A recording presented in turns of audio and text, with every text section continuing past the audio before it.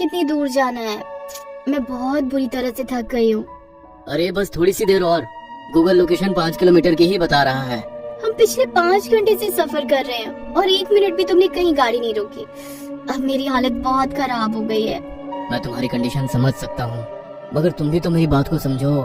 कहते हुए वो अपनी पत्नी की ओर देखकर मुस्कुरा दिया, जो 7 मंथ प्रेग्नेंट थी, और फिर मोबाइल में गूगल मैप की मदद से अपनी मंजिल की ओर आगे बढ़ गया। कुछ ही देर में वो एक बिल्डिंग के सामने खड़ा था। वो पीले रंग की एक सामान्य से दिखने वाली इमारत थी, जो कंपनी के द्वारा बनाई गई थी, जिसमें उनके कर्मचारी रहते थे। गाड़ी की आवाज सुनकर एक गार्ड तुरंत कार के पास आकर खड़ा हो गया। सलाम साहब जी। सलाम, मैं रौनक मल्होत्रा, सिविल इंजीनियर हूँ। मुझे यहाँ पर कंपनी की तरफ से रहने के लिए एक फ्लैट अलॉट हुआ। हाँ जी साहब, मैनेजर साहब ने बताया था आपके लिए फ्लैट नंबर 18 साफ करवा दिया है। आप चलिए, हम सामान लेकर आते हैं। कहते हुए गार्ड जैसे ही कार के पास आया, जो ही कार से उतरी, गार्ड की नजर उसके पेट पर पड़ी तो वो 2 कदम पीछे हट गया। क्या हुआ? कुछ नहीं साहब, आप ऐसा कीजिए, मैडम जी को लेकर किसी होटल में चले जाइए। यहाँ से 2 किलोमीटर दूर एक बहुत अच्छी होटल है। आप 1-2 दिन वहाँ रुकिए, तब तक हम आपके लिए घर का इंतजाम कर देंगे। ये क्या बोल रहे हो? अभी तो तुम बोल रहे थे कि फ्लैट नंबर 18 हमारे लिए तैयार है, और अब तुम ही बोल रहे हो तुम हमारे लिए घर का इंतजाम करोगे। क्या हुआ? कोई परेशानी है क्या? मैं बहुत थक चुकी हूँ, मुझे जल्दी से घर के अंदर जाना है। नहीं, कोई दिक्कत नहीं है, तुम मेरे साथ आओ। कहते हुए उसने गार्ड को सामान लेकर आने के लिए इशारा किया और खुद जूही को लेकर लिफ्ट में चला गया। गार्ड उन्हें जाते हुए देख रहा था, तभी उसकी निगाह तीसरे माले के फ्लैट नंबर 18 पर पड़ी। वहाँ की लाइट्स बंद चालू हो रही थी। फ्लैट तो अच्छी कंडीशन में है। मुझे लगा था नई जगह जाकर कैसा लगेगा, मगर ये तो हमारे पुराने वाले फ्लैट से भी अच्छा और बड़ा है। अरे अब हमारा बच्चा आने वाला है, और उसके आने के पहले ही देखो, मेरा भी तो प्रमोशन हुआ है, तो फ्लैट भी तो बड़ा होगा। दोनों पूरा फ्लैट घूम कर देख रहे थे। उनके पीछे पीछे एक परछाई भी चल रही थी, जिसके हाथों में एक गुड़िया थी। वो उन्हें देखकर मुस्कुराने लगी। उसी रात के तकरीबन 1:30 बजे जूही को अपने बेड पर किसी और के होने का एहसास हुआ। कोई उसके पेट पर हाथ घुमा रहा था। रौनक, ये क्या कर रहे हो? प्लीज मुझे सोने दो ना। कहते हुए उसने उस हाथ को हटाया तो हाथ बहुत ही खुरदुरा और गर्म था। जूही का हाथ गर्मी से जल गया। वो चीख पड़ी। जूही, क्या हुआ? यहाँ कोई है, अभी उसका हाथ मेरे पेट पर था। यहाँ तो कोई नहीं है, तुम्हें कोई भ्रम हुआ होगा, शायद सफर की थकान होगी। कितनी भी थकान हो, ऐसा भ्रम नहीं हो सकता। ये देखो, मेरा हाथ भी जल गया।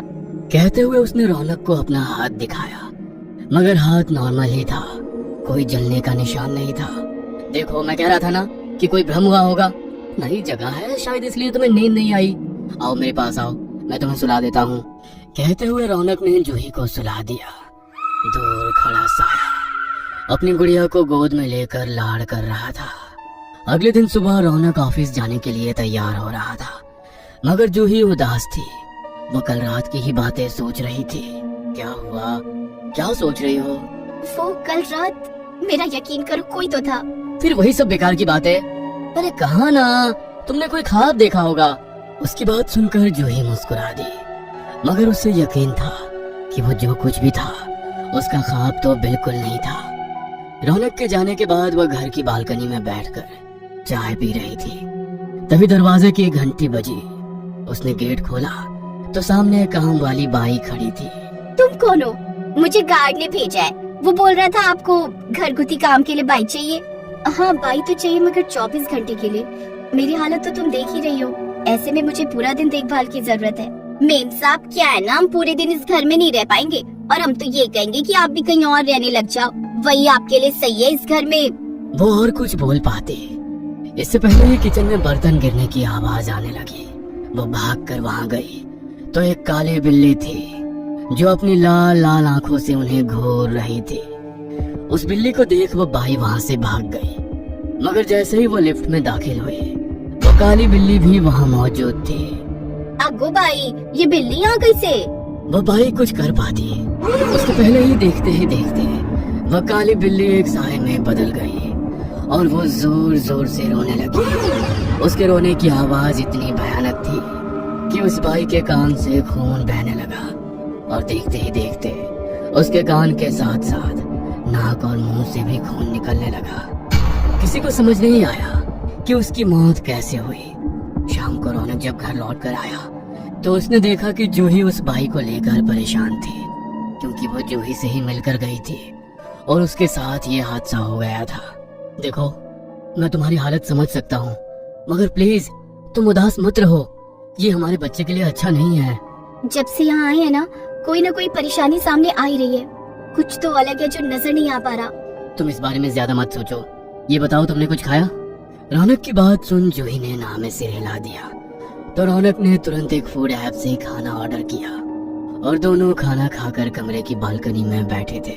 चंदा है तू, मेरा सूरज है तू, ओ मेरी आँखों का तारा है तू, जीती हूँ बस मैं तुझे देख कर, इस टूटे दिल का सहारा है तू, चंदा है तू, मेरा सूरज है तू। जूही वह आवाज सुन इधर उधर देखने लगी, मगर उसे कोई नजर नहीं आ रहा था। तभी उसकी कोख में पल रहा बच्चा भी जोर से किकिंग कर रहा था। एक और आवाज, दूसरी और बच्चे के फास्ट मूवमेंट के कारण जूही अपनी जगह से खड़ी हो गई। कौन है? कौन है? सामने आओ। क्या हुआ? किसे आवाज दे रही हो? अभी कोई यहाँ पर लोरी गा रहा था, उसे सुनकर हमारा बच्चा भी तेजी से किकिंग कर रहा था। देखो। कहते हुए उसने रौनक का हाथ पकड़कर अपने पेट पर रख दिया, मगर बच्चा कोई भी मूवमेंट नहीं कर रहा था। क्या यार, तुम भी? रात का समय है, हमारा बच्चा भी सो रहा है। चलो तुम भी सो जाओ। वैसे आजकल कौन सी वेब सीरीज देख रही हो जो ये सारी बातें तुम्हारे दिमाग में आ गई? रौनक, क्या सच में तुम्हें मेरी बात पर यकीन नहीं? मैं सच बोल रही हूँ, मैंने उसका होना महसूस किया है। रौनक हैरान होकर उसकी ओर देखने लगा, फिर उसे धीरे से अपने गले लगाया और बोला, इस घर में तुम्हारे और मेरे अलावा कोई नहीं है, तो तुम्हें किसकी आवाज आई? और वो लोरी यदि कोई गा रहा होता तो मुझे भी तो सुनाई देती।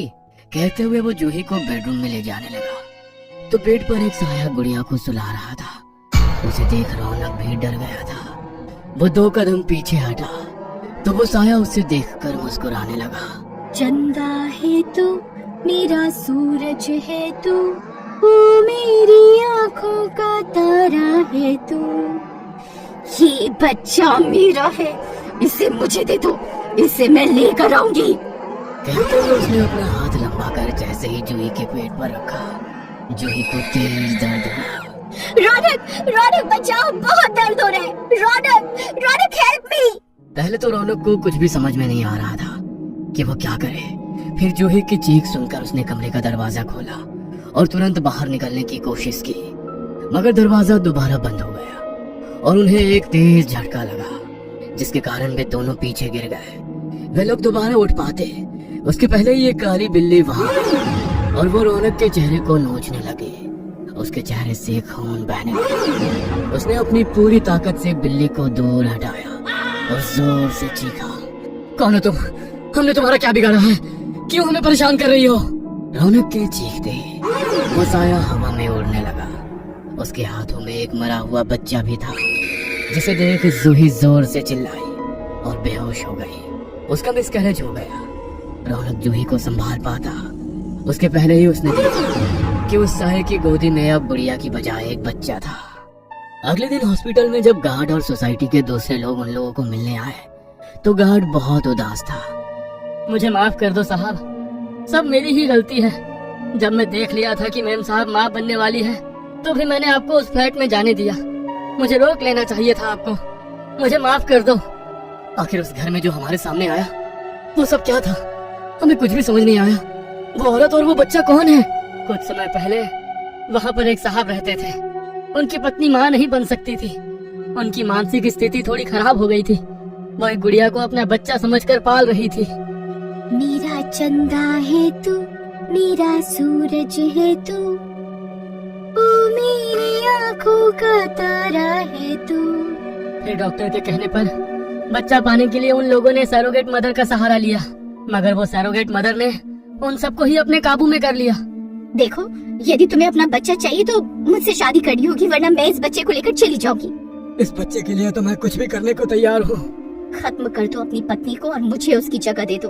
बच्चे के लालच में उसे सही गलत का कोई होश नहीं रहा और उसने गुड़िया के साथ ही अपनी पत्नी को घर में जिंदा जला दिया। लोगों को लगा शॉर्ट सर्किट हुआ, मगर तब से उस औरत की आत्मा उस घर में रहती है। मेम साहब को देखकर शायद उसे उस सरोगेट मदर की याद आ गई होगी जिसने उसे धोखा दिया। उसने अपना बदला मेम साहब से लिया। अपने बच्चे को खोने के बाद जूही की दिमाग की स्थिति ठीक नहीं थी, इसलिए रौनक उसे उस शहर से दूर लेकर आ गया।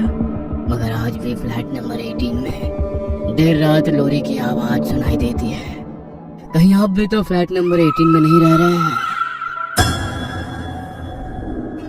ये कहानी आपको अच्छी लगी हो तो हमें सब्सक्राइब करें, हमारा इंस्टाग्राम और फेसबुक पेज जरूर फॉलो करें। और हाँ दोस्तों, सब्सक्राइब करना भूलना मत।